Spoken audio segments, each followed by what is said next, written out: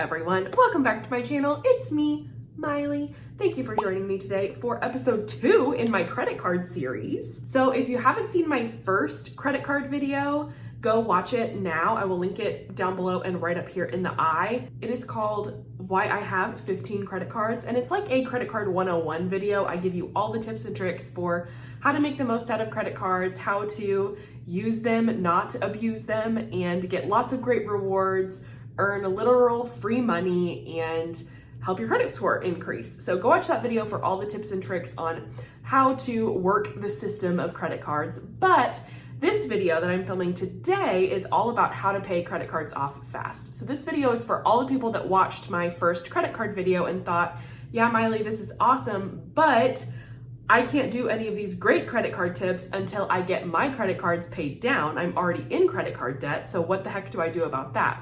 This video is for you. So today I'm gonna give you some practical and concrete tips for how to get your credit cards paid off, how to get it done faster than maybe what you're doing it right now, and give you some tips that maybe you haven't thought of that could help you get your debt paid down. So first off, let's just start with the basics, okay? Let's talk about a situation that you're in when maybe you just have one credit card, you've put maybe a couple $1,000s on it and you need to pay it down. The very first thing that I totally recommend looking into is a balance transfer. See if you have any promo offerings from your current existing credit cards that allow for 0% interest balance transfers. So this is a pretty common promo that credit cards will offer their existing members. So if you have a credit card that you've had for a couple of years, you are probably eligible for some sort of balance transfer. You just need to kind of do your research on your credit card. I recommend getting on your credit card online account and chatting with a customer service person to just see what your available promotions are and if that includes any sort of balance transfer. So if it does, and you happen to have one of your credit cards that has available credit and it also has a promo where you can do a 0% interest balance transfer, that's your number one best option right there. Because if you've already been approved for that promo, you know you're going to be able to transfer money from a certain card that is earning interest and costing you money every single day to a card that won't charge you any interest for 12, sometimes 18, sometimes even 2 years through a specific promo offering. So that way you'll save a lot more money in interest right off the bat, and that kind of eliminates the time-sensitive stress of needing to pay off your card as quickly as possible because you are continuously earning interest and your balance is going up and up. When you use a balance transfer, you can avoid all of the accruing interest by transferring that balance. So if you look at all your credit cards that you have and you aren't eligible for any sort of balance transfer, that's okay. So there are certain cards that you can apply for that will give you introductory balance transfer rewards. And I would recommend applying for 1 to 2 of those cards if and only if your credit score is in a place that you would reasonably be approved for a card.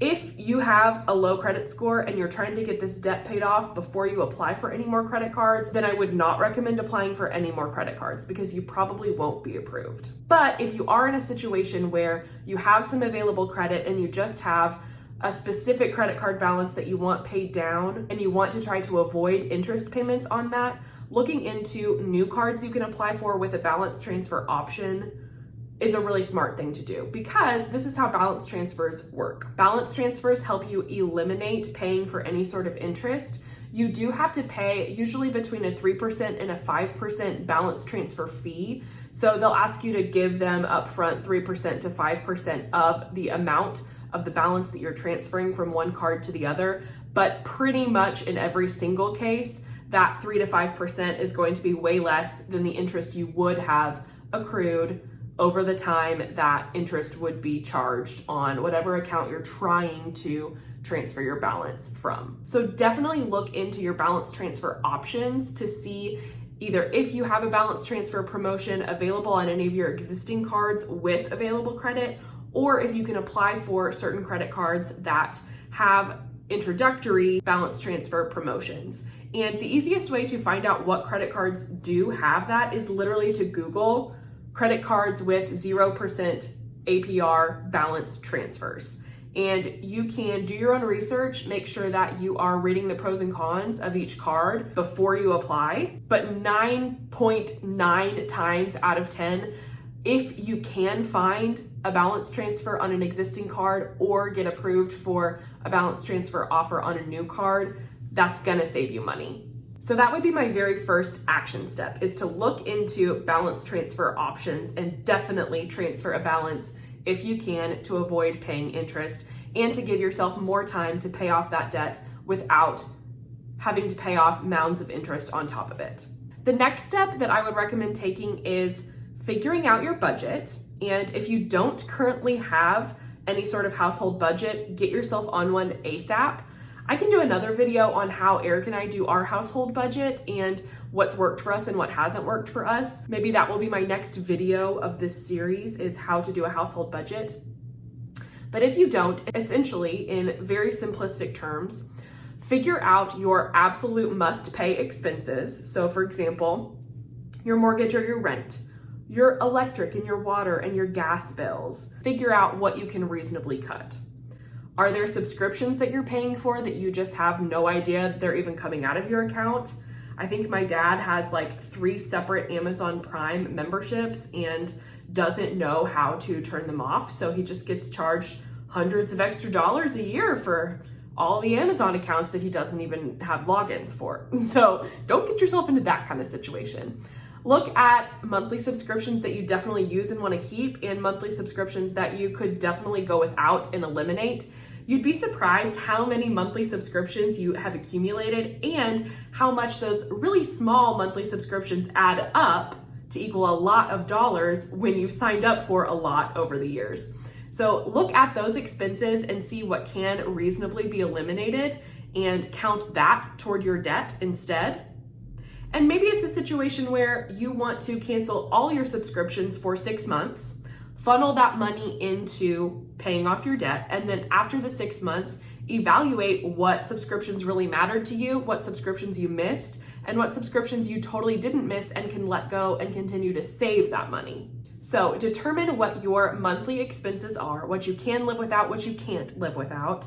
And from there, that will show you how much extra money you have to work with every month, and reallocate those funds to paying off your credit cards. Another thing to consider is putting less into savings each month for a limited period of time while you are trying to pay your debt off fast. Now, I'm not saying don't save any money. You definitely want a minimum amount of money in your savings account, and I'm not going to tell you what that minimum amount is. That's up to you. I would recommend anywhere from $1,000 to $5,000 in your savings account minimally, and not letting your savings account get below that. But if you are fortunate enough to be able to set aside a certain amount of money for savings every month, then maybe in this interim period where you're trying to pay off as much money as possible, you funnel that short term into paying off your debts instead of putting it into savings. So next, once you've figured out exactly what unnecessary expenses you want to eliminate for the short term to put toward your debt, go ahead and give yourself that set amount every month and treat it as a monthly bill. So just like your electric and your water and your gas and your rent and mortgage are for sure necessary expenses, put that credit card payment amount that you can reasonably give every month to your credit card debt. Put that on the same level as those very necessary monthly expenses and never miss that payment. Treat it like a bill that is due and don't miss paying it, no matter what. This will help you really get in the routine of month to month working toward stripping away that unnecessary credit card debt that you have, keeping it a priority in your life, and working toward paying it off faster. Okay, so those are some basics you can do to help pay down your credit card debt. But let's talk about a more specific case when maybe you don't have one credit card you're trying to pay off. Maybe you have 5 credit cards you're trying to pay off or more. What do you do in those situations when you have to pick and choose between which one's best to pay off now, which one's best to hold on? Here are some good tips for how to prioritize your debt and how to smartly pay off each credit card so that you are paying as little interest as possible and eliminating your debt as fast as possible. So just as a generic rule, it is true that lower balances are easier and quicker to pay off. And so for the most part, prioritizing your lowest balance and paying that off first is going to be the smartest way to do it. So you start with the smallest amount, you get that paid off and taken care of, then you go to the next smallest amount. You get that paid off and taken care of, then you go to the next smallest and the next smallest until all you've got left is your very biggest debt amount, but that's it. That's all you've got left to conquer because you've slowly ticked away at the smaller stuff until you've built to the bigger. That's a pretty common financial thing that you've probably heard before. That's really not new information, but I do think that it is not always the smartest thing to do.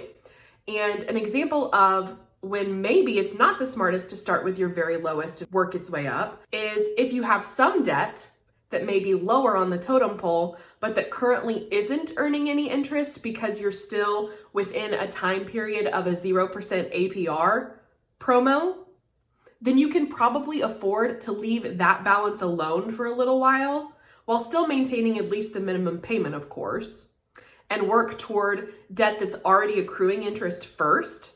That's what I would prioritize personally. Unless whatever credit card balance that you're already accruing interest on happens to be your highest payment, then it honestly may be smarter to let that one accrue interest and take care of the lower balances first. Work your way up to that one, especially if the lower ones are on 0% APR promos and you're not currently paying interest. It's probably best to eliminate those first and then tackle the big guy. And if that's your specific case where your biggest amount of debt is currently earning interest, I would recommend paying off everything else first, paying only the minimum payment on that guy until you're at a point where you can start actively paying that one off.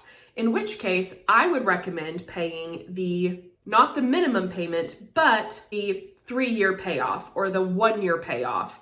There's a little box on your credit card statement where it will show you, if you just pay your minimum payment, how many years it will take you to pay it off and the amount of money that you will actually be paying off over time, calculating all the interest. Usually just paying the minimum balance leads to taking 10 years to pay off a debt and paying thousands of dollars extra in interest.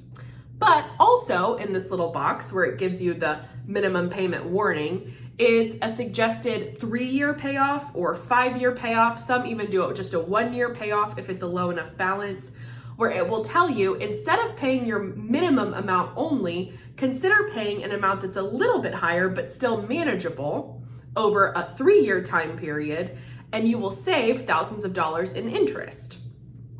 So on your big guys that are going to take a long time to pay off, I would recommend putting yourself on that plan and treating that 3-year payoff recommended amount as a monthly bill until it gets paid off. Yes, it's going to take you 3 years to pay it off, but if you're not giving yourself any sort of plan and just paying the minimum payment every month for potentially 10 years, you could be wasting thousands of dollars on interest, and it will take 10 years to pay off that amount when you can just pay maybe a couple $100 more each month and get it paid off in a fraction of the time. That's honestly what I would recommend doing for very large amounts. So regardless of the amount of credit cards that you have and the debt that you've accumulated across those credit cards, the best way I think to do it and how I've found success in paying off some credit card debt has been to attack one at a time and really hit one credit card as hard as possible with as much money as you can reasonably afford to each month, while still maintaining the minimum payments on all of your other credit card accounts. And doing that until you have pushed enough of your money toward each credit card to completely pay it off. Eliminating the easiest credit card first and working your way up from there is not only going to help you pay your debt off in a smart way, but it's going to keep you motivated. So when you start off with the easiest credit card to pay off, you probably can pay it off pretty quickly, and having that debt slashed will motivate you to continue working toward your goal of getting debt-free. So a few other things that I recommend when you're on your paying off your debt journey is to freaking celebrate every time you accomplish one of your goals. You just paid off a chunk of debt, and who cares if it's just $1,000? Like, that's huge. That is a great accomplishment that you worked toward, that you made sacrifices to achieve, and you did. So do something to celebrate. This will help you motivate yourself and keep on going to continue earning goals and finding your financial freedom. You know what I'm saying? Another thing to be super mindful of is once you get that credit card payment paid off, don't lose sight of how good that feels and just build up your credit card balance again with unnecessary spending. Don't do it. Switch your freaking mindset so that you can use credit cards in a really smart and a really efficient way to earn money for yourself instead of wasting all your money on frivolous spending and lots of interest. So those are some practical tips for how to pay off your debt. Balance transfers are going to be your friend if you can find them. Try to cut all your unnecessary spending and shift it toward credit card payments instead. Make sure you treat your credit card payoffs as monthly expenses that you have to make no matter what. Try to eliminate the easiest debt first and go one at a time so that you're funneling all your money onto one credit card and only making the minimum payment on all your other cards until you've stair-stepped up to eliminate everything. And if you need to take time to pay off large amounts of credit card debt, it's okay. Take that 3-year offer and make whatever suggested payment your credit card company gives you to pay off your card in 3 years. Yeah, it's gonna suck for 3 years, but it'll be gone in 3 years, and that's exciting. Don't forget to celebrate your accomplishments and set goals to get yourself there. And the last thing I wanna say is give yourself a stinking break, okay? Paying off debt is a huge undertaking. And it's a really big accomplishment when you can make it happen. But here's the thing, when we are going through the phase in life when we are trying to pay off our debt, it's so easy to make ourselves feel bad for the money we aren't putting into savings or the money that we aren't using to invest or the money that we aren't using for our retirement. But there's time for that. You can't do it all. If you're in the season of needing to pay off debt, then be happy in that season and do what you can to make it as quick as possible so that you can work toward those more long-term goals of saving a bunch of money or putting money in retirement and investing. But don't worry about doing that right now in this debt payoff season. Paying off your debt is enough. That's a huge accomplishment and something you should be so proud of working toward. Don't make yourself feel bad for not being able to do it all, because you can't freaking do it all when you've swiped your credit card way too much and you've got debt accumulating. If you can work toward a life where you don't have that debt, then that in the long term is going to be so much better for you than trying to figure out how to pay off a little bit of debt, put a little bit into savings, put a little bit into retirement, and invest a little bit. You can't do it all, you guys. You know what you can do? Put more money into savings, more money into retirement, and more money toward investments when you have zero credit card debt and you have a lot more available money to put toward those things. I hope you enjoyed these few simple tips to help get your credit cards paid off faster. If you have any questions, comment them down below. If you have any ideas for future financial videos, let me know down below. So I think that is it for today's video. Thank you guys so much for tuning in, and I will see you next time. Bye!